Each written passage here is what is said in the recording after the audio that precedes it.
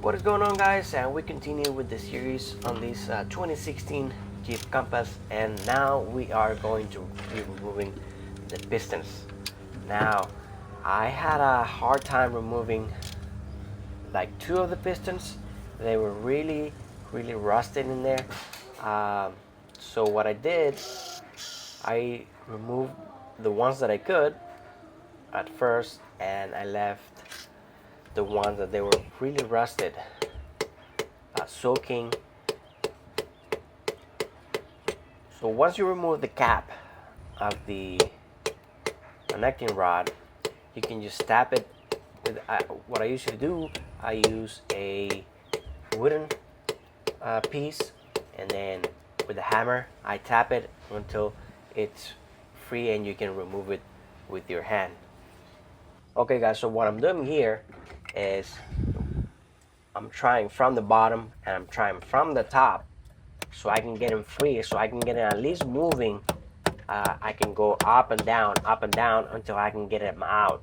Now I think the piston 2, piston 3, they were really rusted. Those were the ones that cost me a very hard time. So I got 4 out. Okay, so I used WD-40, I used PB Blaster, I used baking powder and vinegar. So the baking powder and vinegar, what they do is once you put them in there, it's gonna make a lot of bubbles. So those bubbles, they might go in between the rust. Also, I use transmission fluid, but I left them soaking for the whole night. Now that the number 2, I left it soaking for I think maybe like 2 nights. Then after that, I usually do oil, or you can use, like I said, WD-40 PP Blaster with the cylinder hone, so you can get them nice and smooth, remove all the rust and get it nice and clean. After that, okay, so now I'm cleaning the pistons because some of the rings came out and some didn't. So I have some baking soda and vinegar. Hopefully that would help.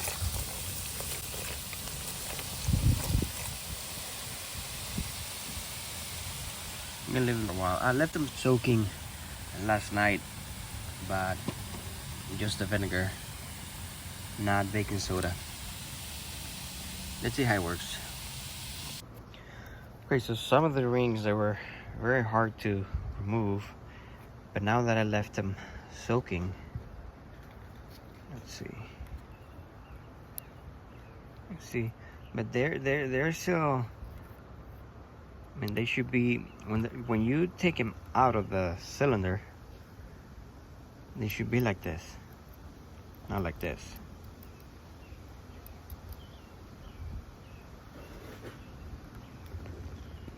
Okay, it came out in pieces, but I have all of the 3 rings out. So the pistons, we have 2 rings, which they are compression rings, and then we have the last one, which they are actually 3. That's for oil. So keep the oil below the compression. Okay, so now I'm gonna leave it soaking in gas, and hopefully we can have it very clean. Okay, guys, so I have the piston rings from D&J. I have used this brand before for different parts.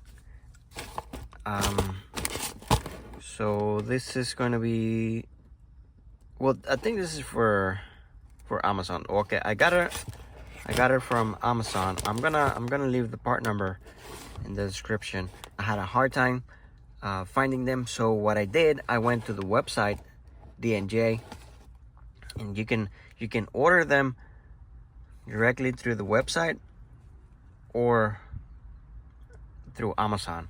Says I think I got him faster through Amazon. I don't know, it took like 2 days. But anyway, maybe you can get them if you have Prime. Depends on where you are, because sometimes you can get it the next day. But anyway, so you'll have 3 sets of rings, and they'll have numbers. Let's see. Okay, let's take them out of the box.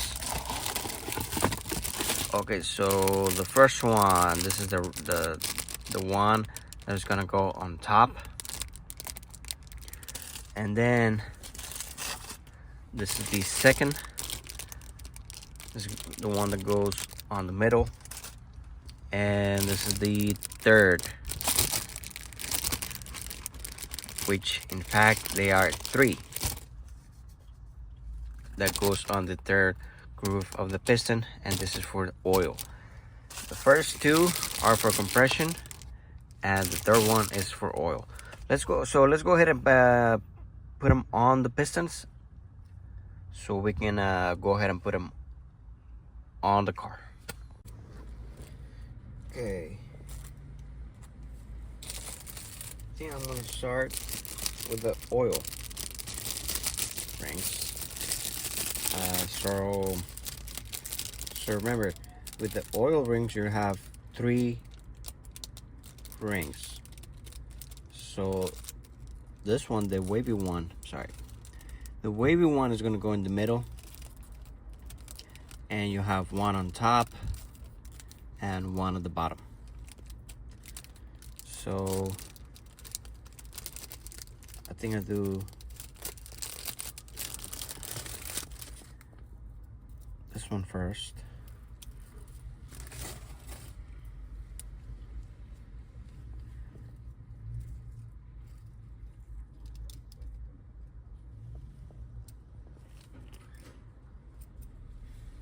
Okay, now I'm gonna get one of these.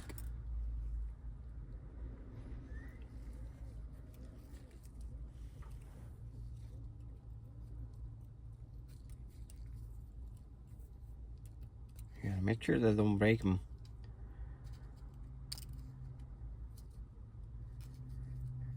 And you can put them on the top, or you can put them on the bottom. I'm gonna put it on the bottom.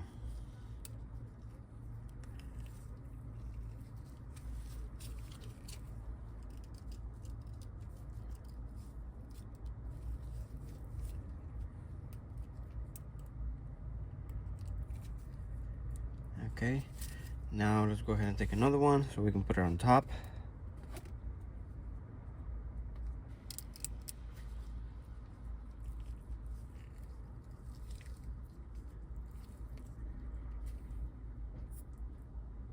Okay, and what I do,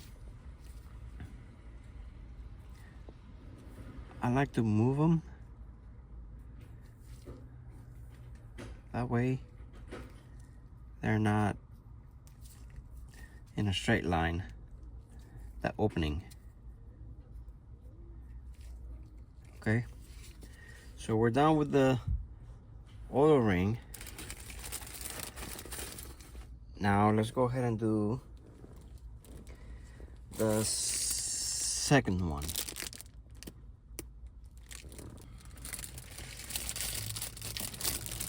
Okay, let's get one.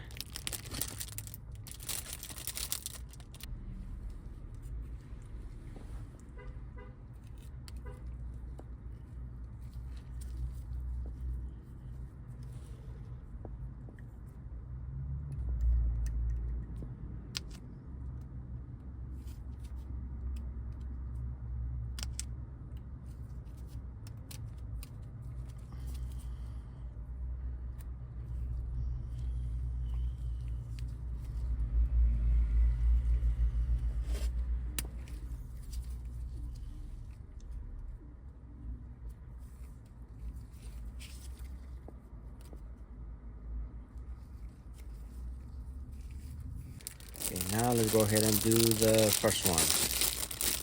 Same thing, make sure that the openings they don't align.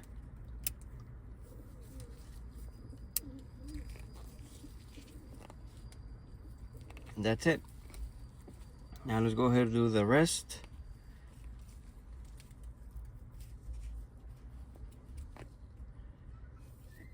And we're good to go. Okay, so let's go ahead and get started. I'm gonna start with the number one. So I'm gonna make sure that it's very clean. Then I'm gonna add some oil, or in this case I'm gonna add some WD-40 or PB Blaster. We can use oil. Also, we're gonna need the ring compressor. It needs to be very clean. Also, we're gonna lubricate it before we put it on the piston. And also, we're gonna lubricate the cylinder. Here we go. Okay guys, so I don't know if you noticed, and I don't know if I covered this before, but as you see, I mark them, and also I have an arrow pointing the way that they should go. Now, I think on this one, or maybe on most of them, they will have an arrow pointing the front of the engine. But anyway, I still like to mark them first, second, third, and fourth cylinder. And also I like to mark the direction which they will go. The front of the engine is where the timing chain is. I'm using Lucas assembly lube for the connecting rod bearing. That way it's ready on the top. Also, we need to put some lubricant on the connecting rod that goes on the bottom. So we're gonna go ahead and put it on the cylinder, and I'm gonna tap it again with the wooden piece, and gotta make sure that all of the rings have gone inside before you remove the ring compressor.